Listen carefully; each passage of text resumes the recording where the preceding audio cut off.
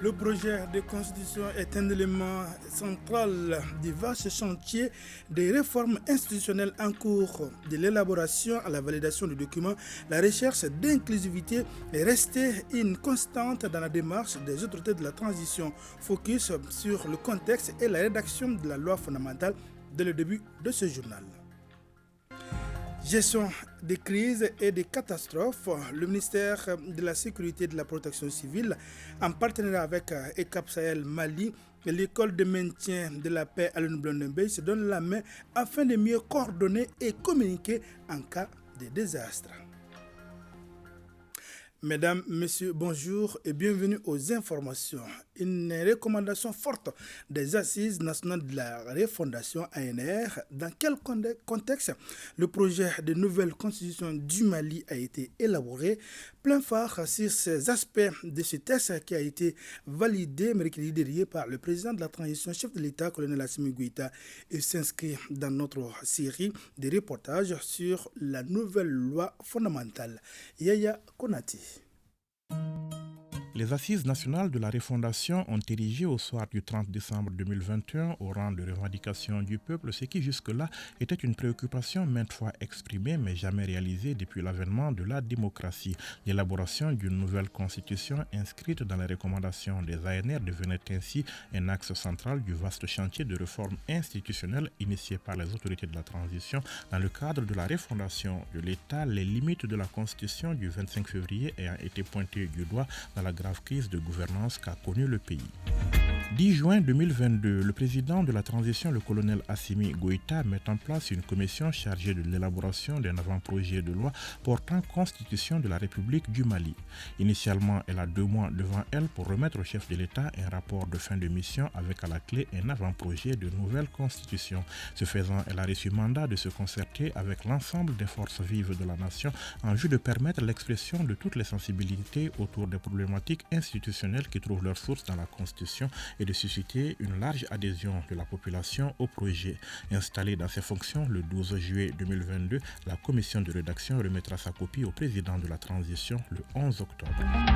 Le projet est censé refléter les valeurs et les attentes du peuple malien, mais le texte suscite beaucoup de réactions et de commentaires. Parmi les points les plus polémiques, ceux concernant le statut des langues nationales, mais aussi la laïcité.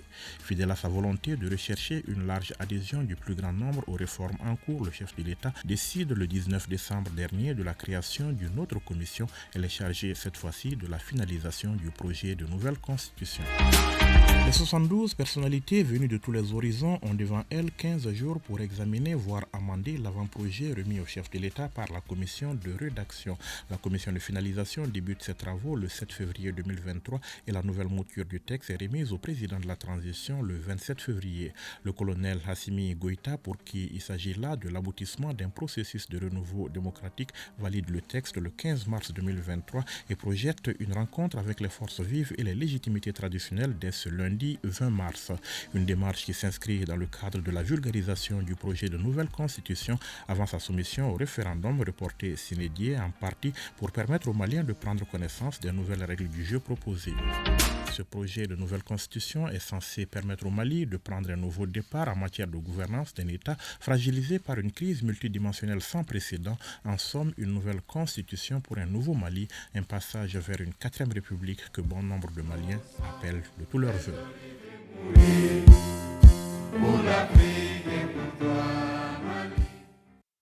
Pour l'Afrique et pour toi, Mali, l'activité Farafina Fanga, initialement prévue pour le 17 mars dernier, a été reportée. C'est ce qui ressort de cette conférence de presse initiée par la promotrice du dit événement. Face à la presse, les organisateurs de l'événement ont évoqué plusieurs raisons selon la promotrice de ce grand événement qui vise à mettre la lumière sur les potentialités de l'Afrique aura lieu au mois de mai prochain. Salim Konati. L'événement Farafina Fanga qui était prévu pour le 17 de ce mois est reporté au mois de mai. L'information a été donnée au cours d'une conférence de presse initiée par la promotrice du dit événement. C'est prévu pour courant mai. Nous reviendrons très rapidement pour les prochaines dates.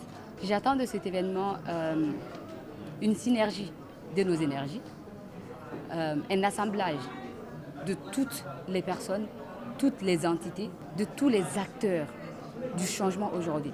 L'événement, qui mettra en valeur les potentiels africains, consiste à regrouper plusieurs figures emblématiques de l'entrepreneuriat. De cet événement, l'attente surtout de cet événement, c'est d'avoir tous ces acteurs rassemblés dans un seul sens, rassemblés pour une seule cause, le développement de l'Afrique. Pour cette première édition de Farafina Fanga, des foires d'exposition, des conférences et soirées gala sont prévues pour ce grand événement prévu au mois de mai.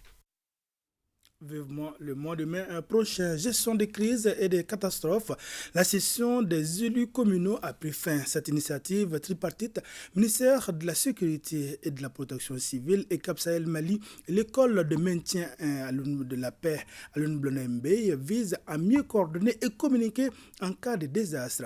Reportage signé Jules Sambou Sissoko.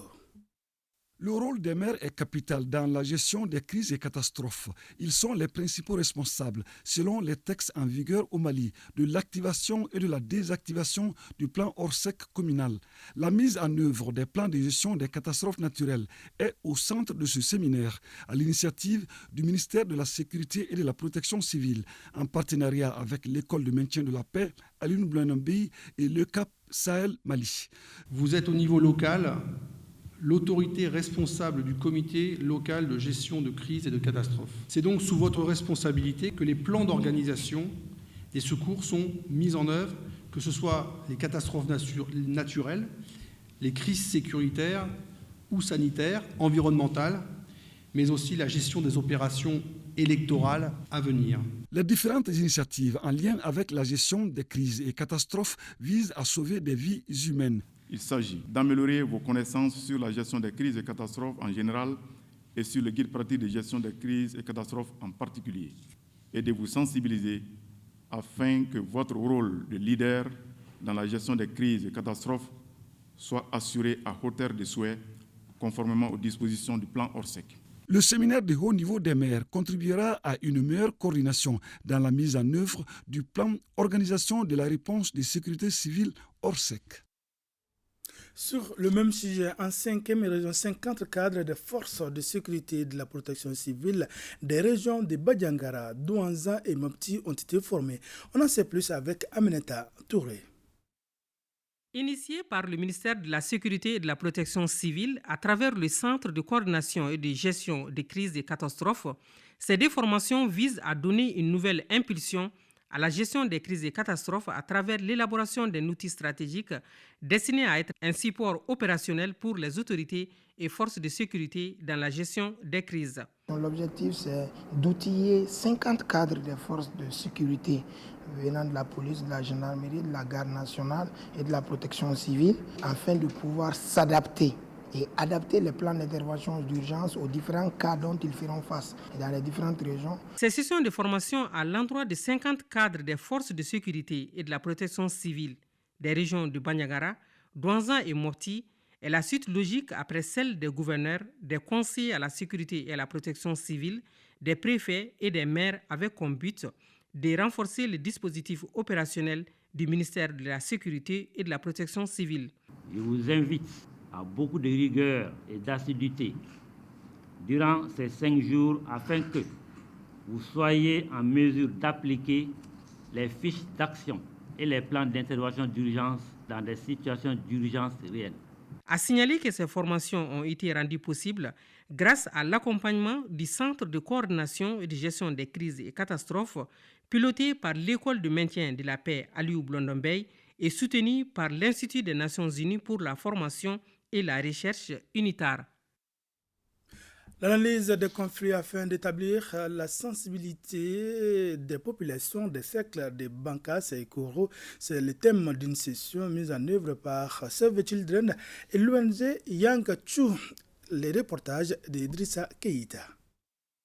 150 représentants des autorités administratives et politiques ainsi que ceux de la société civile venus des cercles de Bankas et Koro mènent la réflexion sur comment préserver l'intérêt supérieur des enfants dans une situation de conflit. Nous avons voulu ainsi cet atelier qu'on analyse ensemble la situation des conflits afin de nous rendre sensibles à ces conflits, de rendre nos interventions sensibles à ces conflits et de protéger les enfants avec des interventions mieux sensibles au conflit, assurés sans nuire. L'objectif est de préserver la vie, la dignité et les droits et garantir l'accès aux services de base des enfants et leurs familles qui sont touchées donc, par le conflit dans le cercle de Koro et Bankas. Et le gouverneur de saluer cette initiative de Save Children et l'ONG Yaktu qui vient renforcer les efforts de paix dans la région de Bandiagara. Chers participants,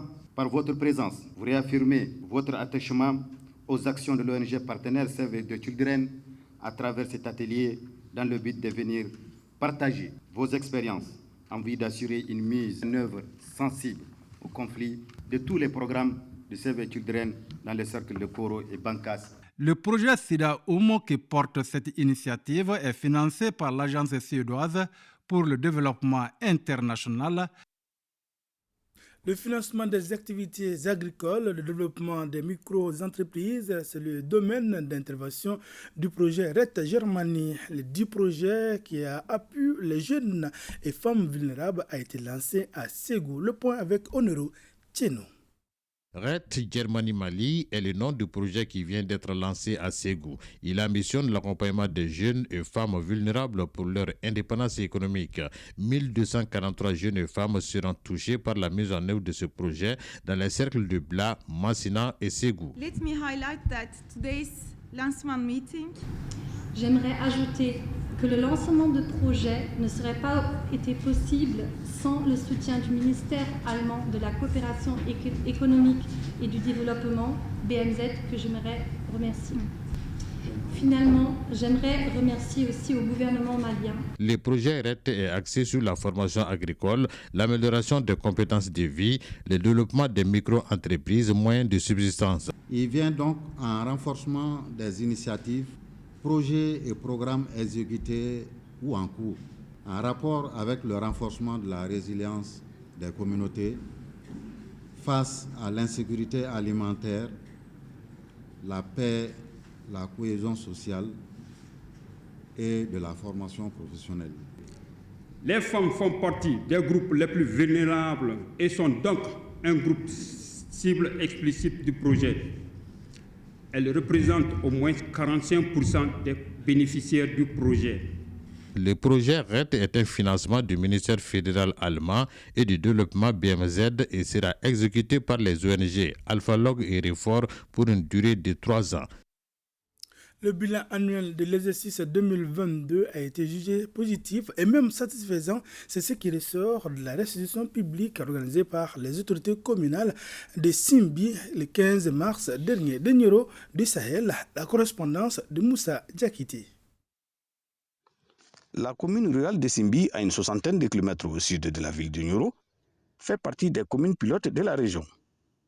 Après les différentes sessions, les autorités communales sous la houlette du maire ont choisi de rendre compte des activités réalisées en 2022 aux 21 700 habitants de la commune.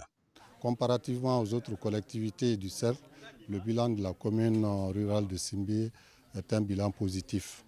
Donc ce n'est pas leur première fois d'avoir ce bon résultat. Donc comme l'an dernier aussi, sur les 16 communes du cercle, donc Simbi a occupé la première place. Ce bilan est jusqu'à 83%. Malgré la maladie à coronavirus et l'insécurité dans la zone, la commune a pu réaliser en 2022 130 620 517 francs CFA contre 178 505 478 francs de prévision, soit un taux de réalisation de 68,08%. Une prise de conscience des communautés dans le développement de leur collectivité. La restitution, elle est obligatoire. C'est pour les expliquer un peu le fonctionnement de la collectivité dans le domaine de l'éducation, dans le domaine de la santé, dans le domaine de l'hydraulique et dans le même cadre de l'état civil. Et cette année, il y a plus de 10 villages qui ont payé en intégralité leurs impôts et taxes avant la fin de l'année. Dans la cité des Eskia, Aruna Touré est le nouveau président de la section régionale de l'organisation patronale des entreprises de construction au Mali. Il a été élu lundi dernier à la tête d'un bureau de 18 membres, nous dit Rakiatou Touré. C'est désormais Haruna Touri qui est à la tête du bureau régional de l'Organisation patronale des entreprises de construction au Mali, OPECOM. En place depuis 2017, l'ancien bureau a présenté sa démission devant l'Assemblée et la délégation de supervision venue de Bamako. Le bureau sortant a eu à faire beaucoup d'activités, entre autres des activités de formation, des activités d'appui des entreprises pour les accompagner et des activités aussi accompagner l'État dans notre domaine. Élu par consensus pour une durée de 5 ans, le nouveau bureau est composé de 18 membres qui ont la lourde tâche de relever les défis de la section régionale de l'organisation. Je vais faire un appel pour mes amis entrepreneurs. Je veux vraiment que tout le monde m'accompagne. Je suis vraiment très content, très fier de la confiance qu'ils m'ont apportée. Vraiment, ça m'a fait errer. L'OPECOM, c'est un syndicat des entrepreneurs du Mali. Nous défendons les intérêts matériels et moraux de nos membres. À la fin des travaux, des bénédictions ont été formulées pour le retour sain et sauf du président sortant, enlevé depuis un certain temps. La culture au service de la paix et la cohésion sociale à 100, la compagnie Nama a présenté son spectacle de marionnettes sur le thème relatif à la tolérance et au vivre ensemble. Ce projet, qui est à sa phase 2, s'inscrit dans le cadre de la mise en œuvre du programme Jeunes et Stabilisation. L'objectif est de soutenir l'implication des jeunes dans la promotion de la cohésion sociale et de la paix dans les régions du centre du Mali. Le point avec Drissa Kone. C'est un spectacle vivant des marionnettes que la compagnie Nama présente ici à la place de l'indépendance de 100. Le thème relatif à la paix, la tolérance, l'entraide et le vivre ensemble incarné par les animaux de la forêt démontre à suffisance que les êtres humains qui sont leurs maîtres peuvent s'entendre. Les acteurs, comédiens et musiciens au nombre de 30 sont tous des régions du centre du Mali. Cette formation va nous permettre d'avoir des boulots. Ça va nous permettre aussi d'avoir des troupes et de sensibiliser les gens sur la paix et la cohésion sociale. La marionnette là, c'est très bon. Vraiment, on a aimé. Et puis, c'est notre première fois. Ce projet art de la marionnette s'inscrit dans le cadre du programme Jeunesse et Stabilisation, PROGES. On a créé ce spectacle par rapport à la cohésion sociale, essayer de sensibiliser les populations qui sont victimes de ces conflits, comment gérer nos conflits à travers les mécanismes locaux. À travers cette formation aussi, on a formé 30 jeunes par rapport à la fabrication des marionnettes, à la manipulation et puis toutes les marionnettes, y compris les marionnettes géantes à fil, à tige. Le projet formation en art de marionnette phase 2 s'étend de 2023 à 2025. Déjà, des festivals sont en ligne de mire à Bamako, Ségou et Ouaga pour renforcer les capacités de ces jeunes artistes en herbe. Rappelons que le projet est financé par l'Union européenne. Le groupe scolaire Abdul Karim Kamara dit Cabral de Badalabougou n'est pas resté en marge des activités commémoratives de la date d'anniversaire de la disparition de l'homme dont l'école porte le nom. Une cérémonie est organisée au sein de l'établissement en guise d'hommage à l'illustre disparu Mariam Koulibaly.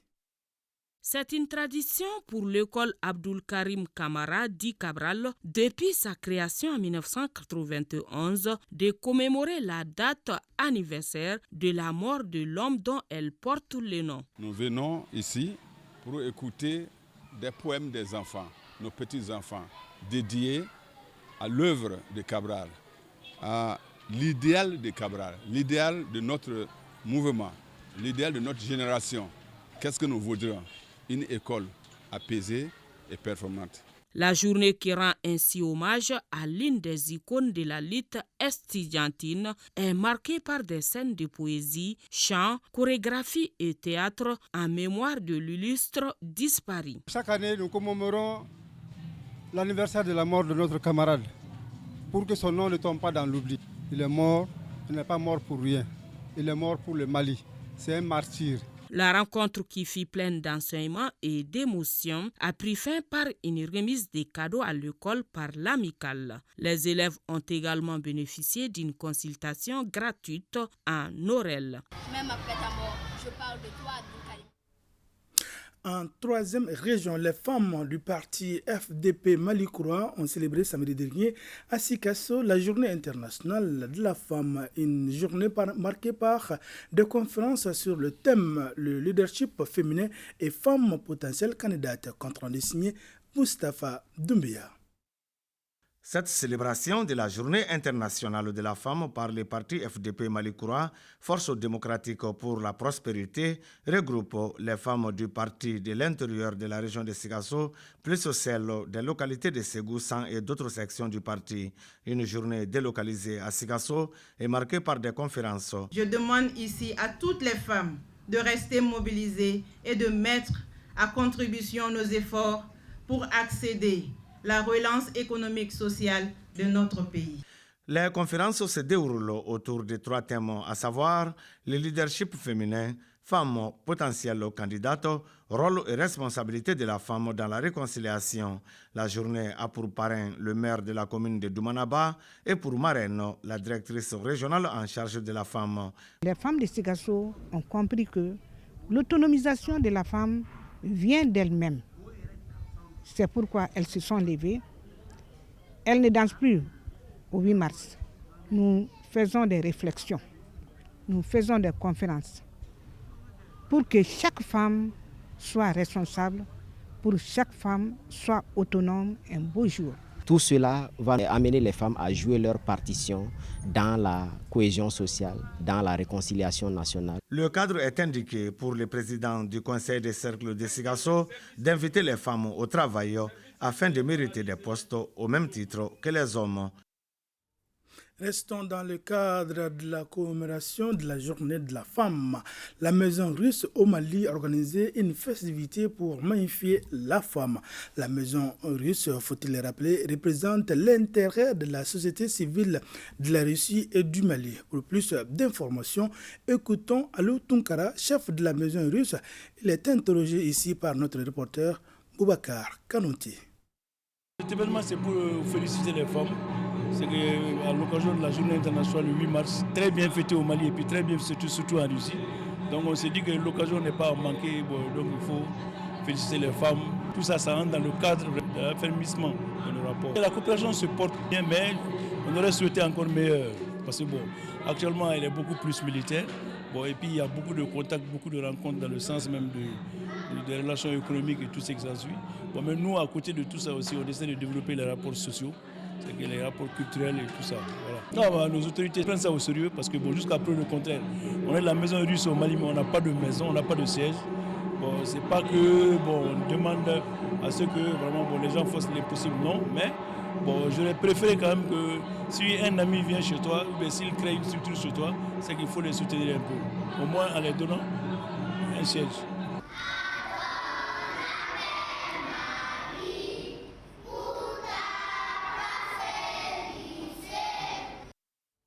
Vivement un siège pour la maison russe au Mali. C'est la fin de ce journal. Merci, à très vite sur nos antennes.